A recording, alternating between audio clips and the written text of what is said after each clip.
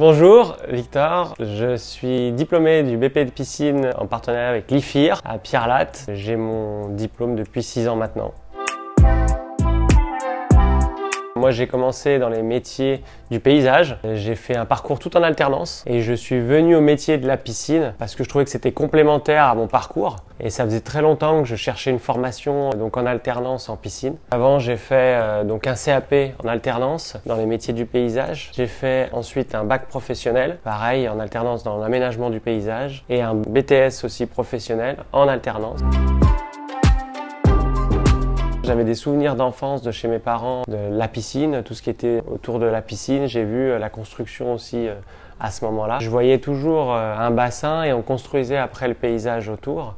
Et en fait, dans la conception, le bassin, c'est un peu l'origine de la création paysagère. C'est ce qui m'a donné envie de maîtriser tout l'aspect technique et professionnel de ce métier-là. C'est un secteur d'activité où il y a vraiment un gros boom ces dernières années. En France, on est sur le 2e marché mondial. La demande est énorme partout sur le territoire et encore plus dans la région lyonnaise. Ça fait partie aussi des facilités du métier.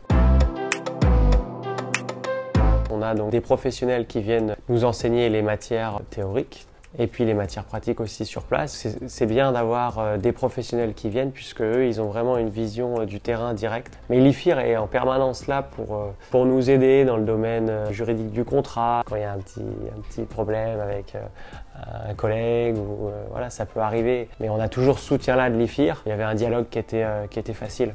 L'IFIR et la formation d'alternance, ça vous permet de grandir aussi en tant que personne, en tant qu'humain. L'IFIR nous a toujours guidés dans la formation, c'est-à-dire dans le choix de l'entreprise, et puis sur place aussi, nous aide pour avoir notre vie là-bas, nous encadre et nous conseille. On a pu voir aussi les anciens qui sont devenus entrepreneurs, qui viennent de nouveau donner des cours. Donc il y a vraiment une espèce de confrérie qui se crée. L'IFIR, ils sont là, ils peuvent nous aider vraiment sur la partie qui n'est pas toujours facile pour les jeunes, du logement ou des conseils ou du contact avec des anciens élèves.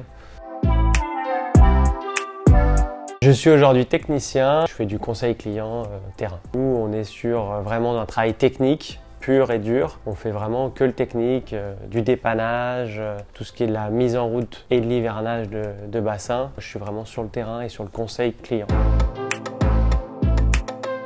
Dès que j'ai eu 14 ans, j'ai commencé dans l'apprentissage. C'est une méthode qui me convenait, où je trouvais mon équilibre personnel, à la fois être dans le monde professionnel et mettre directement en application ce qu'on apprend de manière théorique à l'école. Et c'est ce qui me convenait parfaitement et c'est pour ça que j'ai jamais lâché l'apprentissage. Ça permet aussi d'avoir un cadre qui est bien précis puisque du coup on a un contrat de travail. On a déjà un pied dans la vie future. Alors le rythme d'alternance, il se situe principalement pour la partie théorique au centre de formation, l'hiver, ce qui est propice au métier puisque du coup la partie estivale où démarre vraiment la saison au mois de mars-avril, là on est plus en entreprise pour optimiser l'apprentissage terrain.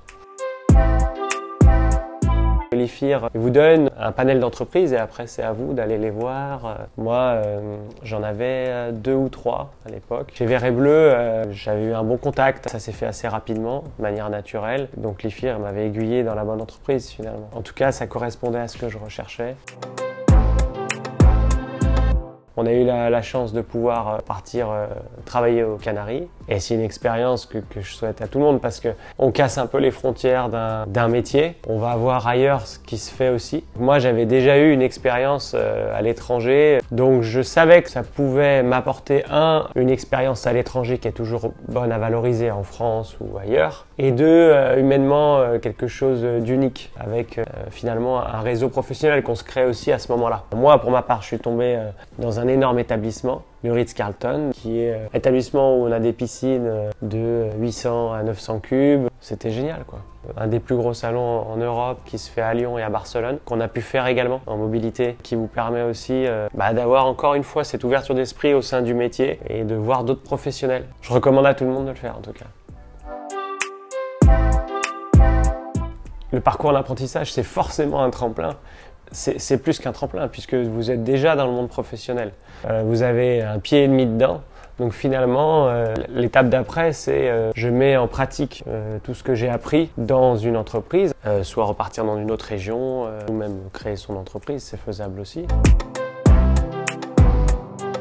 Ah bah le BP, moi je le conseille à tout le monde. C'est dans ma vie une de mes meilleures expériences. J'ai fait la mobilité, j'ai même fait le concours des meilleurs apprentis de France aussi.